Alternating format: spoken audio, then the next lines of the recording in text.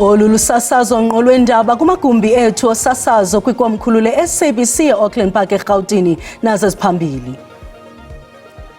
I have appointed Lieutenant General Puleng Dimpane, who is standing right next to me here on the left-hand side. Umongameli Cyril Ramaphosa ubhengeze uNjengele Puleng Dimpane njengebambela mkomishinala jikelele wamapolisa emva kokuba yena mongameli ebeke kwikhefu elikhethekileyo umkomishinala jikelele wamapolisa uNjengele Fani Masemula ovele enkundleni ngolwesibini. Have you ever received money from somebody associated with Gubis? No. I will say yes. I have received payment, a loan from William Musupi. Igosa eliphezulu elinqunyanyisiweyo elijongene nonyanzeliso mthetho ezindleleni kumapolisa omasipala waseTshwane uLebogang Phiri uthi walifumana kubaphathi bakhe igunya lokunika inkampani Gubis 85 Solutions umsebenzi wokunikezela ngeenkonzo zethutyana zonogada kwaye azange axhamle kule tenda.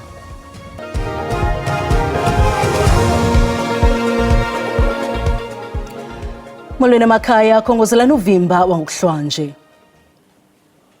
uNjengele Puleng Dimpane utyunjwe njengebambela mkomishinala jikelele wamapolisa emva kokuba umongameli Cyril Ramaphosa ebeke kwikhefu elikhethekileyo umkomishinala jikelele wamapolisa uNjengele Fani Masemula okukulandela ukuvela enkundleni kukaNjengele Masemula ngolwesibini etyholwa ngokusilela ukulandela imigqaliselo yomthetho wolawulo lwezimali zoluntu iPMFA ngamafuphi okususela kwithenda ye-360 million rand eyanikwa uVusimuzi Khedmatlala iSAPS. Dumile yagqekeza kwinkonzo yesipolisa kweli ngolwesibini umkomishinala jikelele wamapolisa uNjengele Fani Masemula ukhwele emkhumbini etyholwa ngokophula imigqaliselo yomthetho wolawulo lwezimali zoluntu ngokuba otyholwa ngokuba kungqondo ebekhambathi olwaphula umthetho uVusimuzi Khedmatlala wazuza ithende emapoliseni exabisa 360 million rand kwaye amapolisa sele emhlawule imali esondeleyo kuma-50 rand sele ehletyelwe uNjengele Masemula kuba ukunikezelwa ngale tenda kunamakhwiniba. Mongameli ukhwebe inkomfa nonondaba esazisa ukuba ugqibe ekubeni amnika ikhefu elikhethekileyo uNjengele Masemula ngelixa kujinga ilifu lechaphaza phezu kwegama lakhe ngeli xesha esaxoxa ityala. Consideration of the seriousness of these charges and the critical role that the National Commissioner of Police plays in leading the fight against crime, I have agreed with General Masemula that he be deemed to be on precautionary suspension pending the conclusion of the case. To ensure stability and continuity in the South African Police Force, I have appointed Lieutenant General Puleng Dimpane, who is standing right next to me here on the left-hand side, as the acting National Commissioner of Police. Ukanti manyane amapolisa isapi kwamkela ukutyunjwa kwebambela mkomishinala jikelele lamapolisa uNjengele Dimpane. Believe that since she is surrounded by very seasoned police officers who know even more when it comes to operations, we are calling for them to support her. Kwintetho kamongameli Ramaphosa ngale njikalanga akubonakalanga eza kuseka ibhodi yokuhlola ukulungela kukaNjengele Masemula isikhundla kusinina ngaphandle kokumbeka kwikhefu elikhethekileyo. Igosa eliphezulu elinqunyanyisiweyo elijongene nonyanzeliso mthetho ezindleleni kumapolisa omasipala waseTshwane uMajor Lebogang Phiri uthi walifumana kubaphathi bakhe igunya lokunika inkampani Gubis 85 Solutions umsebenzi wokunikezela ngeenkonzo zethutyana zonogada.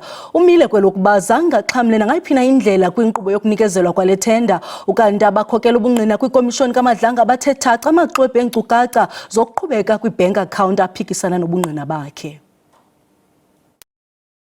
Seliphezulu elinqunyanyisiweyo kwicandelo elijongene nonyanzeliso mthetho kwezendlela uMajor Lebogang Phiri lizikhabile izityholo zokuba laye lazithathela isigqibo sokunika inkampani Gubis 85 Solutions umsebenzi wokubonelela ngeenkonzo zothutyana zonogada nowatyabula isixeko saseTshwane izigidi zerandi emva kokuba abaphathi bakhe baqhawula isivumelwano sokuhlawulela iinkonzo zethutyana nezifunyaniswe zingahambelani kwaphela nomgaqo-nkqubo.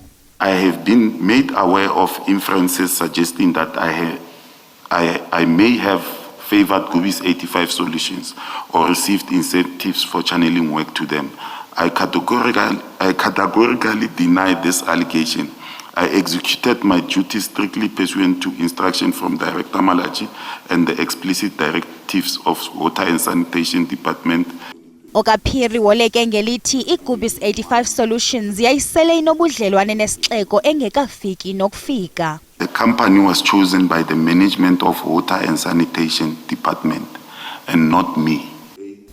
Ukanti ubungqina obuthwethaca kule komishoni bubonisa imali ebithunyelwa kwinkampani nakubantu abaliqela abanobudlelwane obuthile noMajor Lebogang Phiri nabakhe bamthumela uPhiri imali. Kutyholwa ngokuba ezi nkampani ziquka inkampani ekusebenza kuyo umhlobo kaPhiri osebenza njengomlawuli kunye nemali ethunyelwe umhlobo wakhe osebenza kwinkampani iGubis 85 Solutions. Have you ever received money from somebody associated with Gubis? No. I will say yes. I have received payment, a loan from William Musuphi. Yes. But he didn't say to me it is from Gubis. It's from Gubis. uPhiri uphele vuma ukuba eneneni wafumana inhlawulo kodwa utyhola ngelithi yayiyimali imboleko esuka kuWilliam Musuphi kwaye zange axelele ukuba isuka kwiGubis 85 Solutions. Izizalwana zamalungu osapho asixhenxe abulewe kuhlaselo ongenalusini zithi zidandathekile yaye zinomsindo nanjengoko bezamana nokuginya ubukraka balenyikitya yokufa. Kutyholwa ngokuba usapho lwakwaMunsami luthatyathwe eNewton eNewark kufuphi naseMandeni kwikhaya labo ngoLwesibini ze imizimba yabo yafumaneka izolo eMelmoth. Abatyhola abathathu sele bebanjiwe ngokuyanyaniswa nokubulala. Abasemagunyeni bathi kumaxhoba abanye badutyulwe bambi bahlatywa logama oyena umncinci eye wadlwengulwa. Ukubulawa kwamalungu omndeni ayisikhombisa ngesihluku enyakatho yaKwaZulu-Natal kushiye umphakathi waseNewtown eNewark ushaqekile. Isisulu usomabhizinisi uAlan Munsami umkakhe, izingane zabo ezimbili uNinazala kanye noSibali ababili. Isisebenzi siye sabika emaphoyiseni aseNewark emva kokuthi sifike ngoLwesihlanu ekuseni sithole ukuthi indlu igqekeziwe nomndeni awubonwa. Abaphenyi bathole umkhondo babopha abasolwa abathathu. Omunye wabo kuthiwa usebenzela umndeni. Iziphathimandla zithi abasolwa babe sebeholela amaphoyisa la kade befihle khona imizimba. Police uncovered that one of the suspects worked for the victims. He and his accomplices allegedly broke into the victim's house, tied them up with a rope, and one of them allegedly raped a 20-year-old woman before loading them onto a vehicle belonging to one of the victims and drove to Melmoth, a distance of approximately 200 kilometers from the scene. Police also unearthed that the same suspect who raped the 20-year-old woman at the house raped her again in Melmoth before demanding banking details and PIN from the three victims. After collecting the banking details, the suspects shot and killed 3 victims to death. The other 4 victims were brutally stabbed to death. Amalungu omndeni athi abhekene nomnzima bokwamukela ukubulawa kwezihlobo zabo. Our family cannot gather this at this moment of time, but all we need is closure at this time. And for us, it's very tragic because that's my dad's only brother and my closest family, and we always spend weekends together. And this past weekend, it was my cousin's brother's proposal, and we all were together. Umndeni uthi usashaqekile ngokubandanyeka komsolwa obeyisisebenzi. As far as I know, that they had a good relationship, but I'm a bit surprised now. Labasolwa abathathu kulindelwe ukuthi bavele enkantolo yemantshi kwaDukuza ngoLwesihlanu. NginguNonhlakanipho Magwaza ezindabeni zeSABC eNewark. Amashishini kumbindi weTheku asakhala ibhungane usuku lwesine nanjengoko ukruthakruthwano phakathi kwabemi bamazwe ngaphandle kunye nabembeli lusanda. Amaqela asekuhlaleni abetha ngenqindi phantsi esithi abemi bangaphandle abangenamaphepha mabaphume baphele kweli lizwe. Le meko ayichaphazelanga amashishini wabemi bangaphandle kuphela, abathengisi beli ezitalatweni bayaluva olulwamvila. Kukhala ibhungezi edolobheni leTheku kulandela imbhikisho holo zinhlangano zakuleli ezibhikishela bokufika abakuleli ngaphandle kwezimvumo. Abantu bakuleli bathi amabhizinisi aphethwe abantu bokufika asedlula owakuleli. Lokhu kubonakala nangesibalo sesitolo ezivaliwe. Abanye abantu bangaphandle bathi bona awukho umthetho abawuphulile. If there are some of us who are not documented, let the government do their job. If anyone is undocumented, let them do that, take them in. Whether they deport them is for the government. We don't have anything to say about it. uThapsile Sabelo useneminyaka ngu-22 edayisa izingubo lapha ukuze ondle umndeni wakhe. Uthi isimo esikhona somnotho kanye nokuncintisana kwamabhizinisi abantu bamanye amazwe kuyabaphazamisa. Sifuna kube nendlela ukuthi kukhanjiswe abantu bokufika kule ndawo ngoba vele basicindezela. Entweni eziningi basicindezela. Imbono ehlukile ngalesimo, abanye bathi basebenza kahle nabantu bokufika. Sichaphazeleke kakhulu singabahwebi abahwebi emgwaqweni because alo izitolo njengoba zivaliwe abantu bebengena ezitolo baphume beze kuthina bazothenga i-equipment yethu. Phoyisa yizekanise kulo lonke idolobha kodwa athi umsebenzi wabo uthanda ukuba nzima kulandela isinqumo senkantolo yomthethosisekelo esithi abantu banelungelo lokubhikisha ngokuthula ngale kwemvumo yamaphoyisa. It's a challenge and a serious challenge because a march which is not planned, police must react late because police will only know about the march when they've gathered already. Yize kunjalo amaphoyisa yaqhubeka nokuqapha isimo. Kwindaba ze-SABC, uAyanda Mhlongo, eThekwini.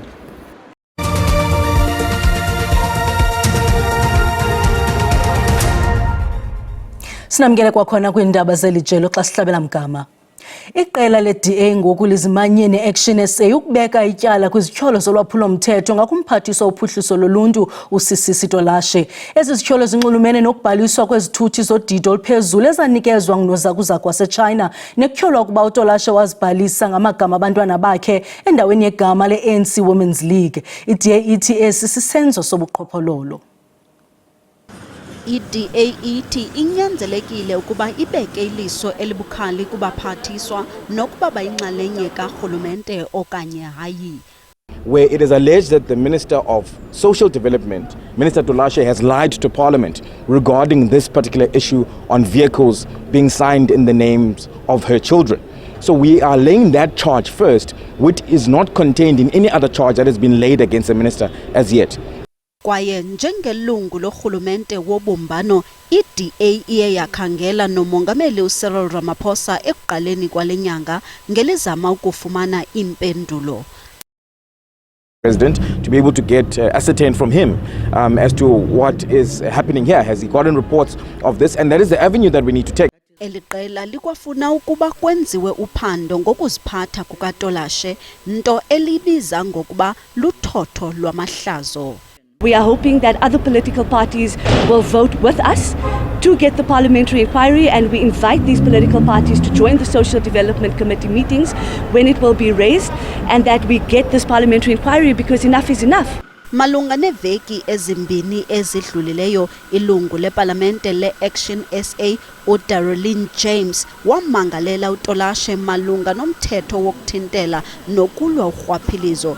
I-DA kunye ne-Action SA zezafaka izikhalazo kwikomiti yendlela yokuziphatha yasepalamente kwakunye nomkhuseli woluntu. Ukuchotshelwa kwesicelo sebheyile kwityala lenqununu yesikolo kwanguye nomfundisi kuGompo simiselwe iveki ezayo ngoLwesithathu. uGeorge Platyiso oneminyaka engama-53 ujongene nezityholo zokuqulunqa iyelenqe lokubulala, ukuphazamisa inkqubo yobulungisa kunye nokubulala ngokumasikizi uZovuyo Mbana oneminyaka engama-30 ubudala ekholelwa ukuba wayethandana naye ngaphandle komtshato. Kothusa umzi ukubulawa ngokungenalusini kukaZovuyo Mbana. Umbuso ukholelwa ukuba enye yezizathu zokubulawa kwakhe kukuba wayegrogrise ukuchaza ukuba umtyhola lo wayesebenzisa gwenxa imali yesikolo. Kutyhola ngelithi wabhatala omnye wabatyholwa imali engangama-11,000 eerandi emva kwesehlo. Ubalule imeko yakhe yezempilo njengenye yezizathu zokuba ayinikwe ibheyili. Kodwa umbuso uxoxe ngelithi oko kungadala isangxo eluntwini ngenxa yobuzaza belityala. We are here today to oppose bail and to call for the suspension of the accused as he was the principal of one of our primary schools in Pefferville. So we are here today to say to the state that we don't want him to come out because we think it is a risk not only to the witnesses but also to the children. The real alarm for us is where in his affidavit He states things around his health, he states things around his constitutional rights. He talks about his family depending on him, his church depending on him. Lo kaPlaatjie uthi uza kuliphika elityala xa lixoxwa kwaye ukholelwa ukuba inkundla iza kumfumana emsulwa. Kusenjalo isebe lezemfundo ephondweni lona seliqalile ukuqhuba inkqubo yoluleko ngakuPlaatjie. That one has been already been suspended and the investigation are already on the way. And we have also interacted with the Department of Safety. Elisebe likwaphanda izityholo zokuba wasebenzisa gwenxa imali ebekufanele iqhuba inkqubo zokutyisa abantwana besikolo sakhe. Abongile Yankees kwiindaba ze-SABC kwisixeko sakuGompo. Uluntu lwasezilalini kwingingqi yase-Alma ngaphandle kwaseMontimole eLimpopo luthwaxwe kanobom ngumonakalo odalwe zizikhukhula. Umlambo wasekuhlaleni iMokolo ugqabhuke indonga zawo nto leyo eye yakhokelela kwizikhukhula kwiindawo ezininzi zale ngingqi. Amanzi amaninzi angena ezindlini esenza umonakalo kananjalo umasipala waseMontimole Mokgopong uhlola ubungakanani bomonakalo. Imvula ezimandla zenze umonakalo omkhulu kwindawo yase-Alma kwaye imize kude kufuphi nomlambo iMokolo yeyona ithwaxwe kakhulu. Usomashishini osakhulayo othengisa iinkukhu ulahlekelwe konke nanjengoko esithi ezi zikhukhula zimke nendlela yakhe yokuphila. Amanzi aye angena endlini aya nakwihoko yeenkukhu. Ndiye ke ndangena kwakhona endlini ndizama ukusindisa impahla kodwa abe amanzi sele egcwele kakhulu. Izinga lamanzi kulomlambo liye lanyuka laya kutsho kwizinga elothusayo kwaye oku kubangele ukuba amanzi amaninzi angene emizini yabantu ze amosha nefenitshala yabo. It's dangerous. I can't stay near the river. It's better we live here. Most of my things here inside the house, they are very damaged. Abafunda bakakwazi ukuya esikolweni. Ndingene endlini ndizama ukusindisa incwadi zam neuniform yesikolo kodwa zabe sele zimanzi. Kukho izicwangciso zokufudusa abantu abahleli kwindawo ezisemathambekeni. They promised that these people must relocate. It's a promise that they'd made, but it's not yet confirmed because we don't know if that land is proper for them to move from here to that land. Ezinye indawo zaseLimpopo eziquka iTzaneen kunye nePhalaborwa kwisithili saseMopani nazo zikwajongene nale ntlekele. Okugqibela amalungu e-ANC anikwe iintsuku ezilishumi ukuba azivakalise ukuba aza kukhetha eliphi icala phakathi kwe-ANC ne-SACP xa kugaywa inkxaso yonyulo oluzayo. Le mibutho emibini ibambe inkomfa nonondaba namhlanje emva kwesigqibo sombutho wamakomanisi sokuzimela kunyulo ukuya phambili. I-SACP imile kwelokuba esi sigqibo siphenjelelwe kukuziphatha kwe-ANC kumba ophathelene nokuhlengahlengiswa kwembumba kanxantathu, nto leyo sekuyiminyaka imemelelwa yi-SACP. I-ANC yona ithi umgaqo-nkqubo wayo awuvumi ukuba amalungu agayele inkxaso amanye amaqela kwixesha lonyulo. Kamnandi mawethu.